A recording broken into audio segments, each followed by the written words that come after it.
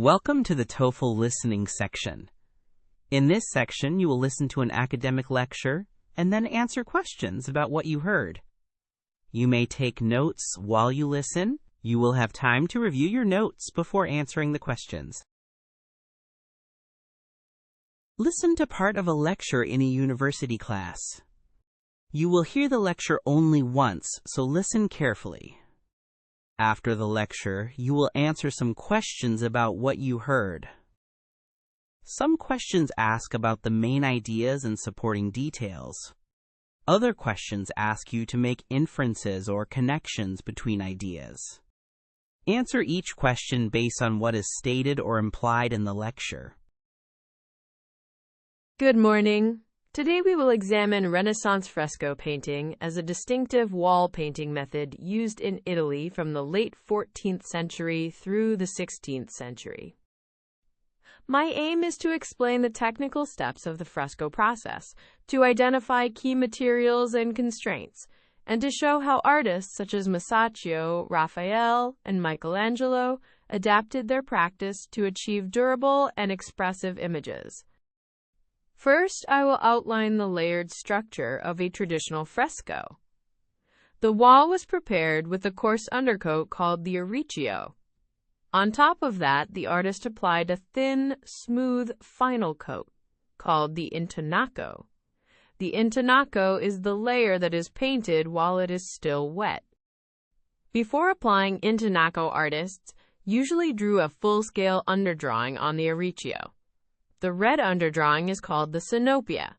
From the synopia, the painter used a cartoon, a full-scale drawing, to transfer the design by pouncing or by incising through the cartoon lines. A crucial concept is the Giornata. This Italian word means a day's work. Because the intonaco must be fresh and plastic for the pigment to bond, painters planned the size and shape of each giornata to match how much they could complete in a single day. Buon Fresco refers to painting on wet plaster. Pigments are mixed with water only, and they become bound as the lime in the intonaco carbonates and forms calcium carbonate. This chemical reaction is what gives Buon Fresco its exceptional durability. Because Buon Fresco requires pigments to react chemically with wet lime in the intonaco, artists sometimes used Fresco Secco to add fine details that could not be executed during the short working time. Fresco Secco involves applying pigments with a binder onto dry plaster. It allows more time for delicate brushwork, but it is less durable because the pigments sit on the surface rather than becoming part of the plaster. Material choice mattered. Earth pigments and iron oxides, ochres, and some carbon blacks hold up well in the alkaline environment of wet lime. Some blue and green pigments were trickier and required careful testing so that color and stability were balanced. I will give two concrete case studies. In the Sistine Chapel, Masaccio used Buon Fresco to create a bold volumetric effect with relatively restrained color. The limitations of the Giornata and the wet plaster led him to simplify passages to secure strong lighting and anatomy. By contrast, Michelangelo on the Sistine Chapel painted very large Giornate and pushed the technique to extremes. He worked at great scale and sometimes relied on extensive Fresco Secco retouching for details and for color modulation after the plaster had set. Raphael in the Vatican used precise cartoons and pouncing to transfer complex compositions. The visibility of Giornate joins and occasional synopia underdrawings provides conservators with a map of the original working method. Practical constraints affected style. The need to finish a section before the plaster set meant that compositions were often planned and simplified in advance. Also, the drying chemistry means that certain color transitions were achieved by layering wet passages and by later secco work.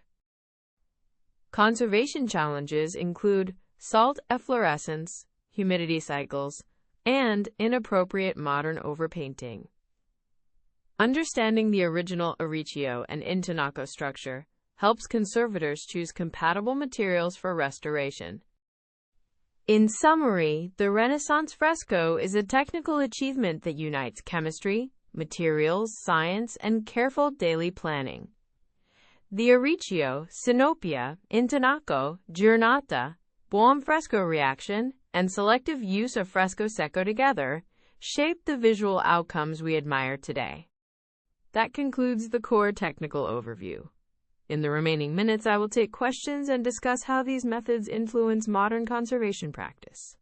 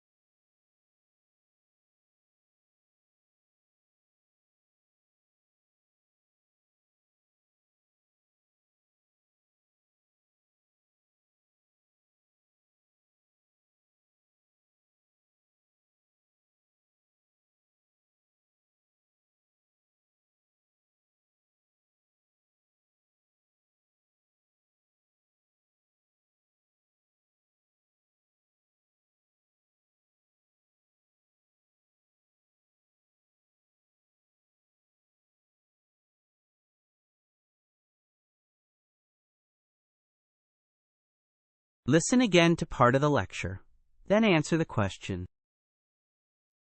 Because Buon Fresco requires pigments to react chemically with wet lime in the intonaco, artists sometimes used Fresco Secco to add fine details that could not be executed during the short working time.